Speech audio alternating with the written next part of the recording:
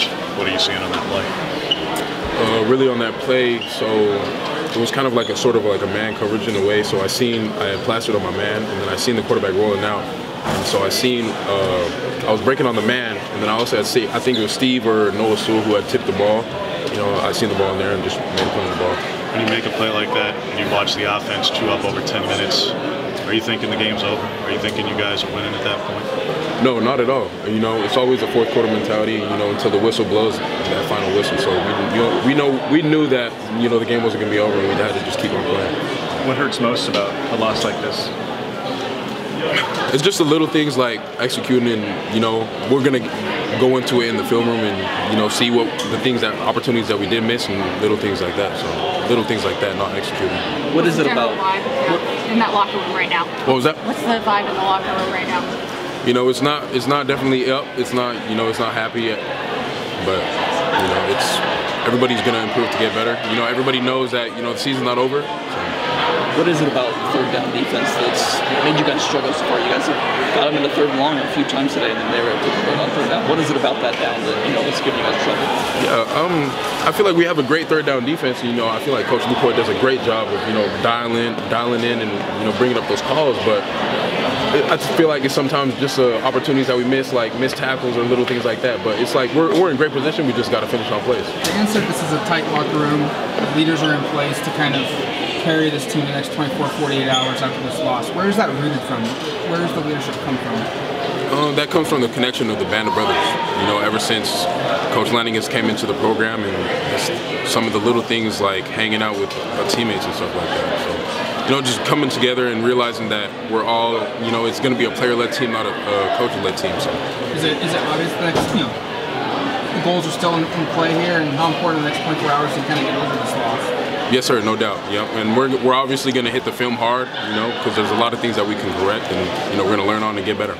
Jeff, what's happened the last couple of weeks where 3 teams now pick long plays, long throws on you guys when you guys have done a really good job of keeping the top on the coverage? Now 3 straight weeks, there's 50, 60, 70-yard passes, big touchdowns. What's changed? Is there a change in scheme? Is there a change in approach of depths of zones, more man, less man? What's going on?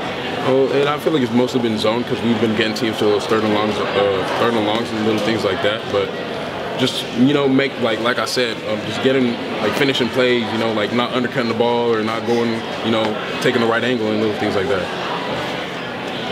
How good of a passing offense is that? Does that help you guys at all, just knowing how good that offense can be? Right, no doubt.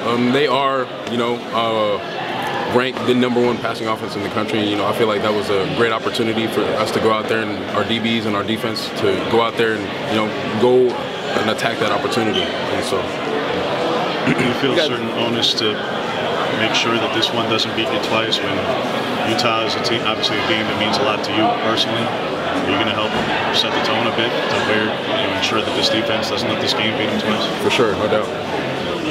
As a defense, what were you guys thinking when they went for it on 4th and 1 at the 34, and just when Noah slipped, just what was going through your mind going in there having to get that stop for a field goal? Well, we had a lot of confidence in our offense, and we always will, because we know we've been through the little things in practice. We've always practiced that situation, and we're always ready for it. But we had and still have a lot of confidence in our offense.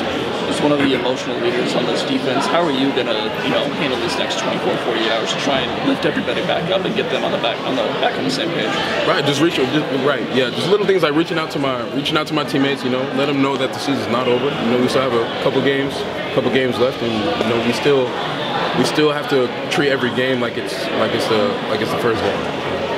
Was there anything different about that field goal that you got at the end of the game where you guys were able to get a stop, considering the rest of the entire second half you guys weren't able to do so? Was there anything different that you guys did or anything in that possession? No, not really. No, not at all. Does it frustrate you at all that you guys were able to get a stop there, considering how everything else went down in the second half, or? Can you repeat that? Yeah. You guys, it was very difficult for you guys to get stops pretty much that entire second half, but you guys were finally able to get a stop there. Does it frustrate you at all that you weren't able to get stops at other points? Yeah, just a little bit. At key major parts of the game, where we had to get a stop and we didn't. It hurts a little bit, but. Thanks, Jeff.